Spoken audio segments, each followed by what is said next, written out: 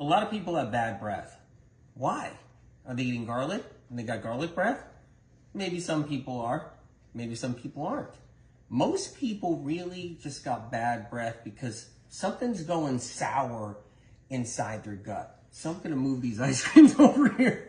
So what happens is when you're eating food and your food's not digesting good, it rots. You get gut rot. People walk around with gut rot all day long. Everybody's fine. They're doing good. They got gut rot, though, and they don't know it.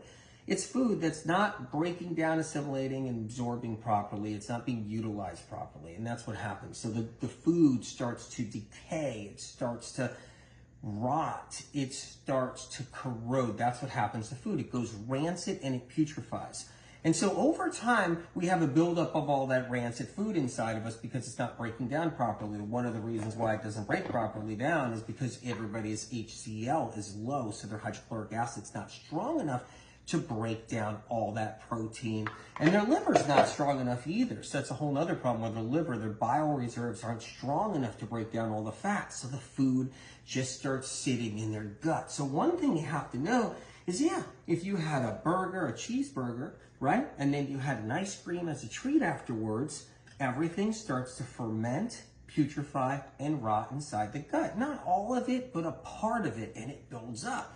Over time, this builds up in the intestinal tract, creates ammonia and other gases, and then you stink. And what happens is when you go to bed at night, you lay there all night long, that stink that's coming out, that ammonia, that rotting food, that putrefying gas comes up your esophagus and just rises up into your mouth and saturates your mouth all night long. By the time you wake up in the morning, you got some bad breath. Did you ever run across somebody that had really, really bad breath?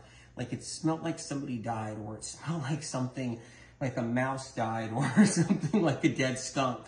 Whatever it is, it wasn't a pack of cigarettes they were smoking. It wasn't the vaping they were doing. It wasn't anything like that. And it wasn't garlic they were eating. It was just, you knew it, they had bad breath. That is rotting animal flesh inside their intestinal tract.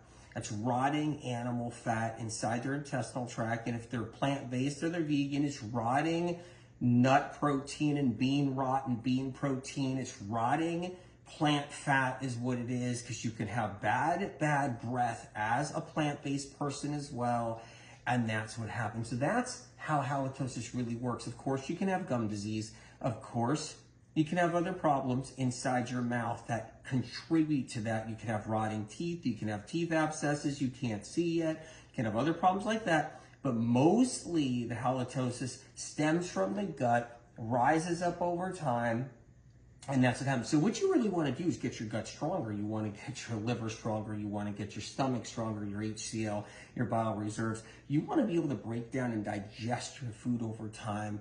And you want to eat better. You eat better, it really helps even more. So anyway, this is just some of the reasons why we have halitosis.